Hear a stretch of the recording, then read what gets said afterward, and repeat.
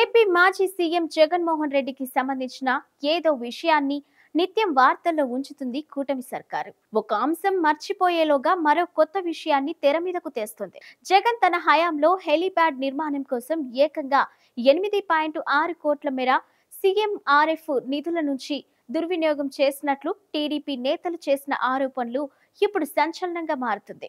ఇక ప్రభుత్వం సొమ్ముతో జగన్ తాడేపల్లిలో నిర్మించిన ఇంటికి ముఖ్యమంత్రి అయిన తర్వాత ఏర్పాటు చేసిన కంచె కోసం సుమారుగా 13 కోట్లు ఖర్చు చేశారని, అదేవిధంగా ఇంటికి వినియోగించిన ఫర్నిచర్ పైన అనేక ఆరోపణలు కూడా వచ్చాయి. ప్రభుత్వ ఖర్చును దుర్వినియోగం చేశారనే విమర్శలు వినిపించాయి.